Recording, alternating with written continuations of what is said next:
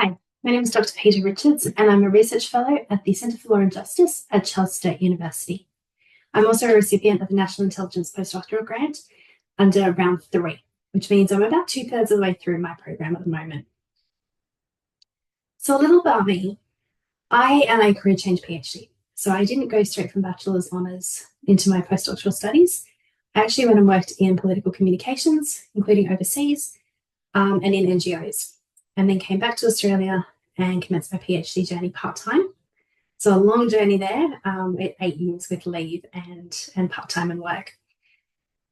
Between the time of submitting my PhD in August 2022, I worked in 2 additional part-time roles as a postdoctoral fellow, so both as 0.5s at 2 different institutions in Sydney, Australia. I then received the NIPG grant in July of 2023 and was able to, with that, obviously have the luxury of choosing where I wanted to be based for the next 2 years, which was Charles State University. I'm currently about 2/3 of the way through my NIPG. I've just submitted one of my reports. And the journey thus far has been really interesting. In choosing to return in particular to the institution where I completed my PhD and to work with my research advisors, which I'll talk a little bit about later, I thought I had a leg up. I thought straight away, well, I know this institution, I know how it works. I've done casual work there, I've done my thesis there. It will be a nice seamless integration. Of course, the difference is that's not the case. The reality was far from what I expected. Once you become that full-time member of staff, you're into the full career development, enjoying the joys of administration beyond your grant, and also different opportunities that come up within the institution. It's also that time where you have to learn the processes, the reporting, the way your outputs are counted, and all those things that can be a little bit intimidating as you commence your academic careers, but are certainly not insurmountable. So one of the areas they've asked us to have a chat about today is navigating institutional and systematic barriers, particularly as an early or mid-career researcher. Now, early and mid-career is, firstly, the term that I'll point out is really ill-defined. So depending on who you're talking to or what grant agency you're talking to, early career is within 5 years of submitting your PhD relative to opportunity. Under the NIPG system, for instance, it's early and mid-career, so it goes up to 10 years within submitting a PhD. So the first thing is to figure out where you fit in and what expectations come with that. And the easiest way to do that is just to simply ask the institutions that you're talking to. Of course, some of the challenges that are faced is usually starting off your career, and usually if you are doing this is your first postdoc, you're dealing with things like the precarity of fixed-term contracts. We see this all through academia, and it's something that a lot of us struggle with, particularly when you're supporting families and have different obligations. But it also can be a jumping board and an opportunity, particularly with something that's a 2-year in length, to really get your teeth into a project and really build your reputation. Another challenge is recognition of outputs. So understanding your institution's processes. You might have been working somewhere or studying somewhere where a certain type of output, say a conference paper, was counted higher. You may be at an institution where first authorship versus second authorship is a split percentage, or where it's all assigned the same amount. Your journals that you publish in, your Q ratings, Q1 may receive higher points than a Q2, Q3 or 4. And of course, the challenge that we all face as we go through submissions, reviews, revise and submit, the change that can happen during that time where you've submitted to a Q1 and it comes out as a Q2. Can be a bit of a challenge, and also a challenge in establishing what else you can do within that institution. For instance, HDR supervision might have requirements in terms of your own research activity. So asking a lot of questions of your research office, of your support team, is really a key way of navigating that. Find out who is in charge or who's responsible for explaining it to your centre or your division, and book an appointment and have a chat. More often than not, it's usually a designated team, or in the case of my institution, the library is actually the first point of call, and they're more than happy to talk through you with understanding how your outputs are recognised, both internally and externally, and helping you to then plan your strategy around your publications and outputs so that you can maximise that opportunity. There's also a challenge in opportunities for collaboration. You may not know a lot of the other staff yet, and finding those opportunities. The biggest one, of course, is reacting to opportunities and noise that goes on around. So all the different meetings that you might be invited to, things that come up and you think, oh, I really want to be involved in that and I really need to make a name for myself. And balancing those distractions with the core of the NIPG grant and the work that has to be done. Engaging with mentoring is a really great way of doing this. So if your university has a formal program, assigning yourself to that, promoting yourself to different mentors, and then you've got that on top of your research advisors as well. Somebody to go to talk through different problems, or just look for different strategies and different advice. And building equity by not being a bystander.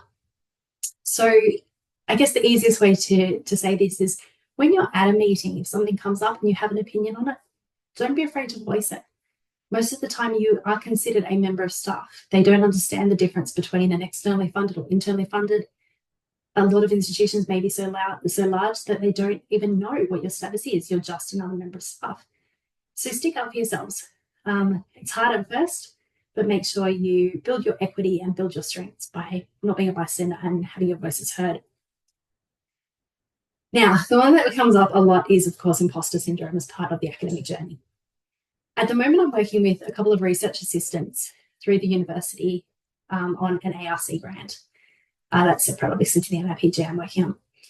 One who's just submitted her PhD, and during the period where she was getting ready to click that button and hand it over, we're talking about rejection and challenges, and she made a comment that really stuck with me, and that is we sign up for this over and over again. Every time we apply for a job, every time we submit for a conference, we submit a publication, we apply for a grant, we are asking to be judged, which is a really unique thing to this profession, and unique something that when I talk to my friends who work in corporate, they don't understand. It's like, well, you've submitted a publication, you're qualified, why would it be rejected? But it's something that we do sign up for over and over again. So the reality is there will be times where there is rejection. There's times where it's hard, and there's times where that rejection will make you feel like you are not good enough and compound that imposter syndrome. Now, I don't know if this is what they expected me to say in regards to this, but my position on it is imposter syndrome is real, and you know what? It's okay. It's okay to feel that way. Everyone I've spoken to feels that way throughout their entire career. So take a day, wallow in it, feel bad. But you know what? The next day, get up and try again. And as you grow and you look back on what you've achieved, you'll be able to see how far you've come. But it does take a while, and those first few hurdles can be really difficult. It's also where the value of your research advisors comes in handy. So with the NIPG, they're built into the actual grant application. Choosing someone and interviewing them, making sure it's a compatible fit, who is going to be your biggest cheerleader, who's going to be there when you really feel like, why on earth am I in this position? Why did they give me this grant? I'm not up to this. And is going to actually help keep you on track and help with those voices and their negative thoughts. It's also an opportunity for your research advisors to help you know both your internal resources, so what's available at the university to build your capacity, and also to build external contacts and professional organizations. Wherever you have the chance to do networking, even if it's something that doesn't come naturally to you, something that certainly does not come naturally to me, building those additional external connections gives you other people who will advocate for you, other people who will have your back. And slowly, that feeling of, do I fit in here, diminishes it. I'll never say it will go away, because I'm speaking with professors who are at the end of their careers and still feel this way sometimes. But it does get easier. So apply, fail if you will, but apply again. Always get back up. It's unique to this profession, and it's something that, unfortunately, there are times where it's just really hard. But there are other times where it's worth every second of it. So just keep going and believe in yourselves. As cheesy as that sounds, I admit. So they asked me just to talk a little bit on the do's and don'ts of grant writing, specifically within regards to the NIPG. Now, if you want to talk about imposter syndrome for a minute, when I got asked to do this, I said to my own research advisor, why on earth would they want me to speak about the do's and don'ts of grant writing? And he replied, well, they don't want an expert. Now talk about getting your words wrong. I was like, well, thanks. Okay, Great, don't want an expert presenting this section. What he meant was they want somebody at this stage of the journey, somebody who hopefully you can relate to a little bit. And where the tips might seem a little bit like common sense, often when you are grant writing and you're applying for things early in your career, it can feel a little bit overwhelming, and your common sense can often get in the way of what you think you should be doing rather than what you should be doing. So with the NIPG, they put out the strategic priorities, and obviously you'll have found one by now that aligns with something that you're really interested in. So the first step is, what are you proposing to research? Be really clear. What specifically are you researching within this category? Why is it important?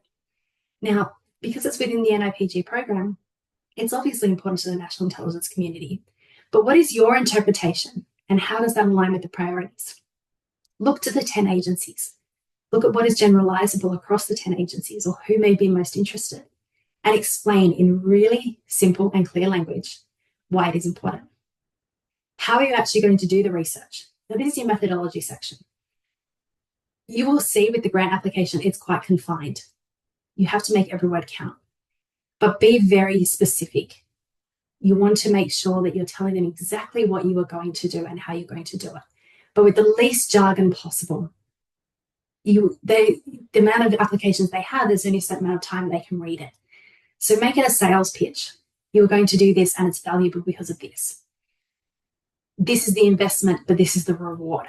Is it risky? Is it high risk, high reward? How's the payoff? And why you? So this is a sole CI position. You don't have a team.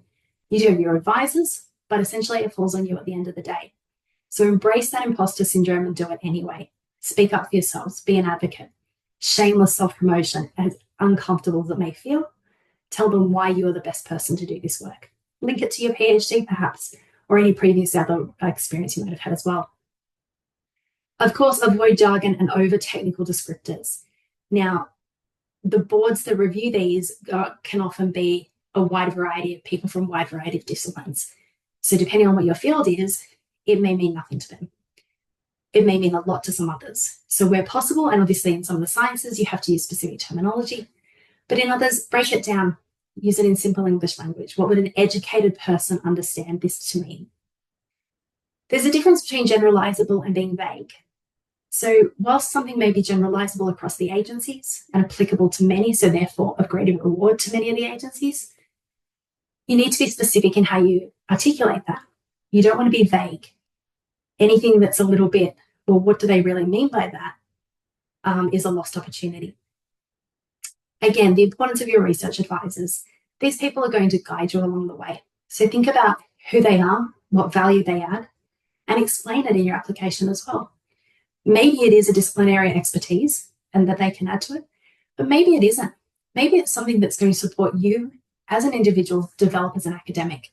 And in many ways, that's just as valuable as area expertise. And don't sell yourself short. Remember, at the end of the day, this is your pitch. It's a really tricky one to balance, and it's a really short grant application. My biggest advice is write what you're thinking. Don't worry about the word count, and make it all count in the editing. Give yourselves time to edit it, because that is where it happens. That is where you get your points in. But same as what you've probably been told throughout your whole academic career so far. But you really need to make it refined. Every word needs to count. Anything that's vague, that's not specific, that's technical, that can be applied anywhere else, take it out. Don't repeat yourselves. Spend that time in the editing process and make it as unique to you and as specific to the program as you can. And it will help stead you in good fast for the review process. It is a long process, and the waiting does take some time, shorter than a lot of other grants, to be true, but it is certainly worth it. It's a fantastic program and a fantastic journey. And I would just say on that note, good luck to you all. And I look forward to taking your questions at the Q&A panel in November. Thank you.